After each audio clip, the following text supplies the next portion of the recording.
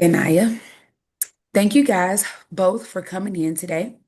Before we begin, I want to take a moment to explain the purpose and the structure of today's session. This session is a part of my graduating training and couples counseling class. Today will function as an intake style conversation where I ask questions to better understand your relationship, your strengths, and the areas in which you want to grow. This is not an ongoing therapy, but rather like a learning experience that focuses on assessment. I also want to name something important about this outset. In Hope Focused Couples Counseling, we believe that relationships are not defined solely by problems, but by strengths, values, and the possibility for change. So, we'll talk about challenges today. We'll also intentionally focus on what gives you hope. Okay. This session is being recorded for my professor only and will be submitted as an unlisted video. I do have to submit it into YouTube, but it's only for my viewing and for my professor as well. You're welcome to share only what you feel comfortable with sharing. This sound okay for the both of you? Yeah. Yeah. Okay. Great. I appreciate you guys' willingness to work with me as I work with you guys. So let's get started. For starters, I like to hear what brought you here today. From a hope focused perspective, this question helps me better to understand not just what feels difficult, but what matters enough for you to want to change. So I would like to start with Desiree, if you don't mind. Um, Please let me just know a little bit about what brought you in today. Well, what brought us in today is we've been having communication issues in our relationship, and it's Mm. kind of going downhill. Okay. So, correct me if I'm wrong, but what I'm hearing is that communication feels like a key area of concern for you. Also, you care deeply, but something gets lost in the way of the messaging exchange. So, like when you're trying to express yourself, there's like a bit of a disconnect. Mhm. Can you share a moment or an example of when this tends to show up the most for you? Um, Mostly if she's been upset or has like something going on at work, she kind of takes her work home. So like I get the attitude or um it's just problems after. Like it's whatever happens at work, it follows her home, Okay, if that makes sense.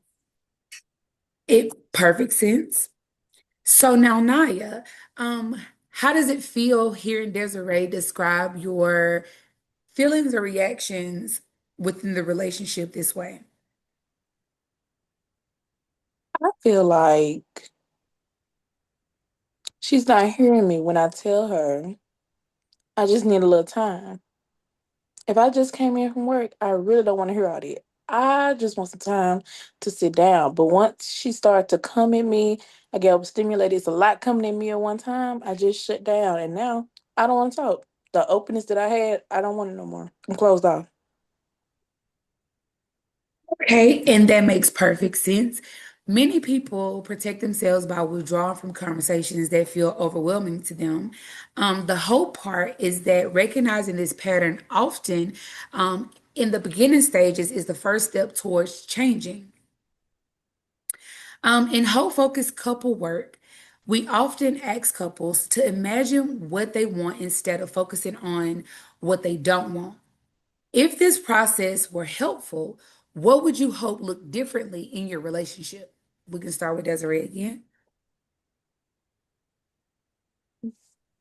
That we could have calmer conversations. Like a conversation doesn't have to turn into an argument. It's just dialogue. Okay. And Naya, what would you hope looked differently in your relationship?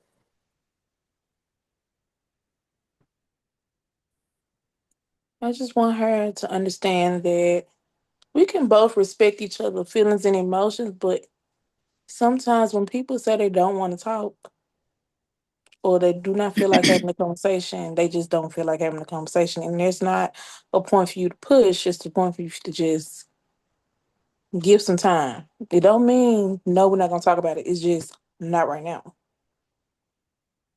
Okay. So for you, Desiree, it sounds like to me that peace and clarity feels more important to you.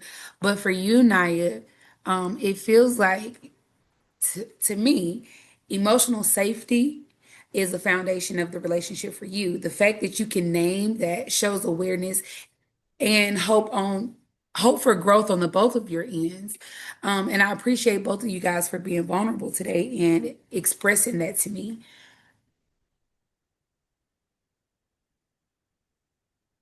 So I want to intentionally pause here. Um, Hope focused therapy emphasizes identifying strengths early on as well, because strengths are often the pathway to change. What are some strengths you see in your relationship? We can start with either one, Naya or Desiree. I guess one strength in our relationship, I would say, is like our commitment to each other. We've never had to worry about like if either of us were like cheating or anything. Like we're very committed to each other in our relationship. Okay. And what about you, Naya? Same. The trust is there. We see each other, the trust is there. The communication used to be there, but lately it's been just lacking. But the commitment has been very strong. Okay, so from the both of you, I'm hearing that commitment, care, and mutual respect, those are the strengths that matter the most um, for the both of you, especially when the relationship is feeling like stretched out or thin. When challenges arrive, what have you already tried to improve the relationship? So if you guys got into an argument today or a disagreement, what do you guys do right now to fix the problem? The problem doesn't get fixed. She'll shut down and don't communicate, and then I get upset because I feel like she's not caring about what we just previously was discussing. Okay, and what about you, Naya? I feel like it's not that I don't care. It's everything is a lot to process. You give me some time to process it. Sometimes feelings and emotions are high and it tends to make us want to argue, but at the same time, we should just give each other a little time. So all I need is just a little space. And after you're given that space, you're willing to work on things, talk about things. Yes. Okay.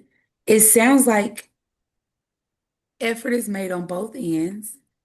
Um, Even if you guys don't get the outcome that you're looking for in that moment when you're feeling like you're owed or deserve that, effort itself is just a hopeful indicator that you guys both want to make things work. We're figuring out how we're going to make those things work. Hope focused therapy also looks at context. How have individual stressors like work, family, or personal experiences influenced how you show up in your relationship? So, Naya, I know you were saying earlier that you were dealing with a lot of things at work and you were just hoping that you could get a little time. Is there anything else that contributes to the stress within your relationship, or is it just your job?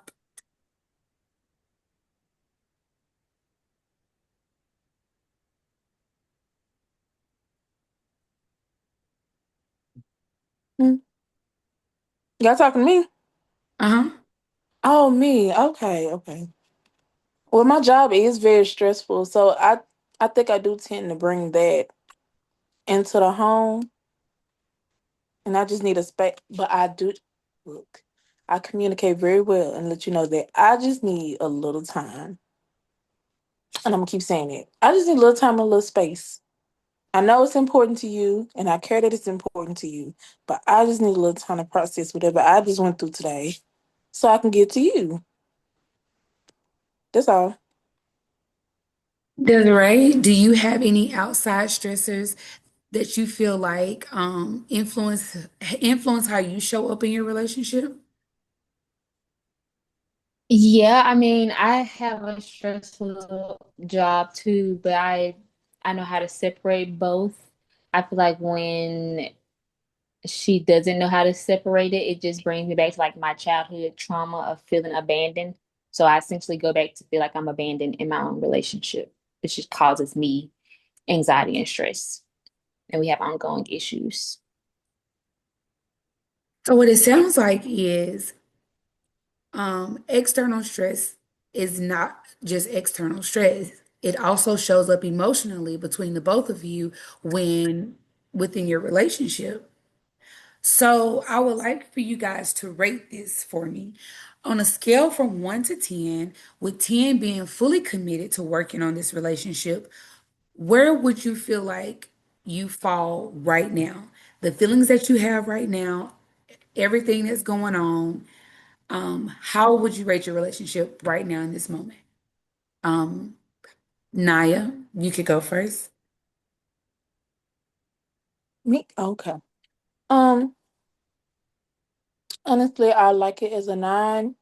I feel like I don't have a well, I didn't know our problems was this bad. I feel like everything was just going cool. We just having a few issues, with timing and stress and things like that. I thought it was just a hump we are gonna get over, but I wanted to work. I didn't know it was that serious until now, but I put it at a 9. Okay, Desiree, what would you rate your relationship right now? Working on the relationship. A 6. Okay, why would you rate it a 6? Um, because I feel like I've given enough room for people to communicate in better ways. I feel like everybody probably has stressful jobs, but if you can't realize that I'm not the stress that you had today and separate those two, I don't see how a relationship works. Because I have a stressful job, but I know how to not bring it into my relationship. I'm confused on why my partner doesn't know how to do that. And both responses are valid. Um, Mhm. a 6 and a 9 aren't bad. So I would like for you to tell me, Naya and Desiree, what makes this number not go lower? Because the both of you could have said a 1 or a 2, but you guys gave me higher numbers on the scale of 1 to 10. So what made that number not be lower than it is today? For me, it's because all the time and energy that we both put into the relationship. So I would like for it to work. But I'm not going to be the only person that wants it to work. It's more than just saying you want it to work. You have to actually act like you want it to work. Hmm. Naya, I hear her. I hear her. And I do want it to work. That's why I go to work every day where I'm stressed and come home. But I digress. I feel it doesn't lower because we have a connection. We have history. We have a good foundation. A good foundation. I just feel like no, it's a few cracks in it, but we can still like fix it. Like it's fixable.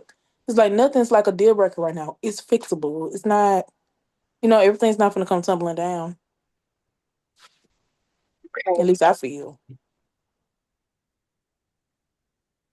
so you guys have both made really strong points on both ends today. And to close our intake questions, I want to focus directly on hope. The word hope itself, in your own words, What gives you hope that growth or change is possible within this relationship? Since you both have given higher scale numbers to describe what you're going through right now, as far as like if you feel like it's fixable, what part of that feeling that you feel like it's fixable gives you hope that this is able to change? I guess for the reassurance of her saying that she does actually hear and like see where I'm coming from, because I was at a point where I didn't believe she understood where I was coming from. So that gives me hope. If she's actually hearing me, then I do think we can work on this. Okay, Naya, what gives you hope that this could change? Um, this session right now, the fact that she went, found someone to, help us with our issues instead of just packing up and leaving. She really wants this, which gives me a lot of hope that we can make it, but we both have to compromise and see what we can come up with.